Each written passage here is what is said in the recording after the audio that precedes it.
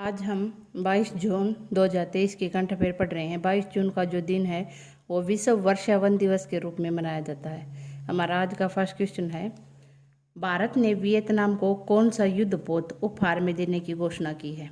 तो जो हमारा इसका सही आंसर है वो है INS करप्यान। वियतनाम के जो रक्षा मंत्री हैं वो भारतीय दौरे पर आए हुए हैं और भारत के रक्षा मंत्री राजनाथ सिंह और वियतनाम के रक्षा मंत्री फान वान गियांग के बीच दिल्ली के अंदर बैठक हुई है और इस बैठक के दौरान भारत के रक्षा मंत्री ने INS करप्यान जो युद्धपोत है वो वियतनाम को उपहार में देने की घोषणा की है। अब हम वियतनाम के बारे में पढ़ते हैं। वियतनाम की जो कैपिटल है वो है हनोई। यहाँ के जो राष्ट्रपति हैं वो है वो वान थुओंग और यहाँ के जो प्रधानमंत्री हैं वो है फाम मिन चिन और यहाँ की जो मुद्रा है वो है वियतनामी डोंग। अब हमारा नेक्स्ट क्वेश्चन है, हाल ही में चर्चा में रहा जगन्नाथपुरी रथ यात्रा का जो आयोजन है वो किस राज्य में किया गया? तो इसका जो हमारा सही आंसर है वो है ओडिशा राज्य के अंदर जगन्नाथपुरी रथ यात्रा का आयोजन किया जा रहा है। अब हम ओडिशा राज्य के बारे में पढ़ते हैं। ओडिशा की जो कैपिटल है वो है भुवनेश्वर। ओडिशा राज्य के जो मुख्यमंत्री हैं वो है नवीन पटनायक और यहाँ के जो राज्यपाल है वो है गणेशी लाल। ओडिशा राज्य का जो राजकीय वृक्ष है वो है बरगद, राजकीय फूल कमल, राजकीय पशु सांबर है।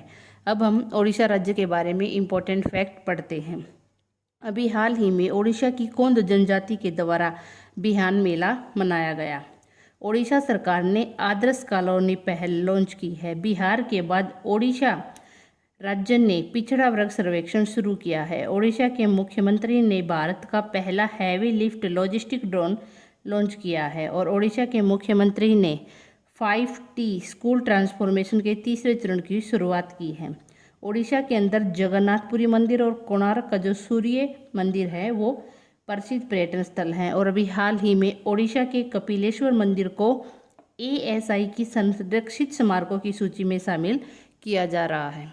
अब हमारा नेक्स्ट क्वेश्चन है, पेट्री ओरपो किस देश के प्रधानमंत्री चुने गए? तो इसका जो हमारा सही आंसर है वो है फिनलैंड। पेट्री ओरपो फिनलैंड के प्रधानमंत्री चुने गए हैं। अब हम फिनलैंड के बारे में पढ़ते हैं। फिनलैंड की जो कैपिटल है वो है हेलसिंकी। यहाँ के जो मुद्रा है वो है यूरो। फिनलैंड को झीलों का देश कहा जाता है और वर्ल्ड हैप्पीनेस इंडेक्स में जो फिनलैंड है वो शीर्ष पर रहा है। अब हमारा नेक्स्ट क्वेश्चन है, हाल ही में किसने जर्मन बुक ट्रेड 2023 का शांति पुरस्कार जीता? तो इसका जो हमारा सही आंसर है वो है सलमान रुश्दी। सलमान रुश्दी को जर्मन बुक ट्रेड 2023 का शांति पुरस्कार जीता है।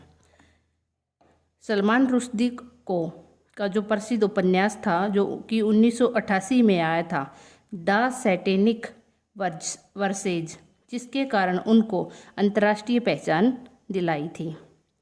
जो जर्मन बुक ट्रेड पुरस्कार है इसकी जो स्थापना है वो 1950 में हुई थी और ये उन्हें दिया जाता है जिन्होंने अपने साहित्यिक कार्यों के माध्यम से अंतर्राष्ट्रीय समझ को बढ़ावा देने में महत्वपूर्ण सहयोग दिया है।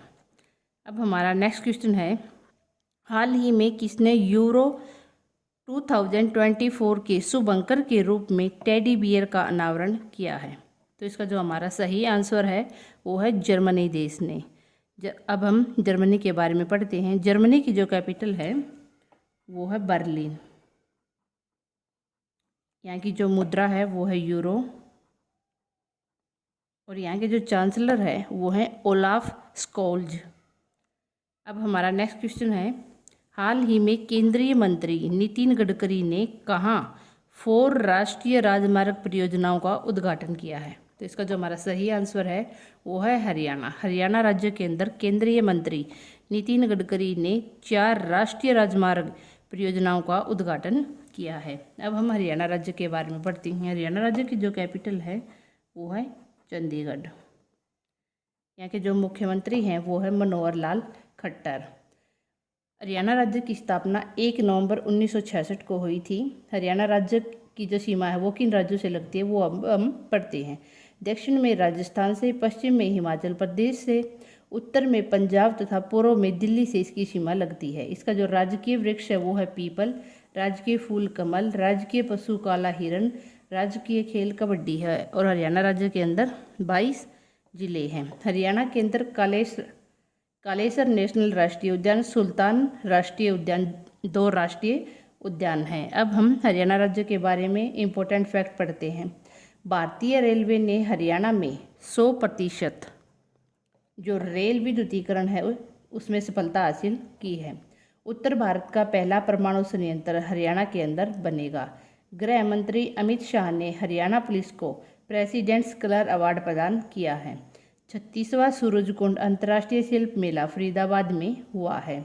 हरियाणा की टीम ने 48वीं नेशनल जूनियर वॉलीबॉल चैंपियनशिप में स्वर्ण पदक जीता है। और हरियाणा सरकार ने पद्म भूषण पुरस्कारों के विजेताओं को हर महीने 10,000 रुपये मासिक पेंशन देने की घोषणा की है।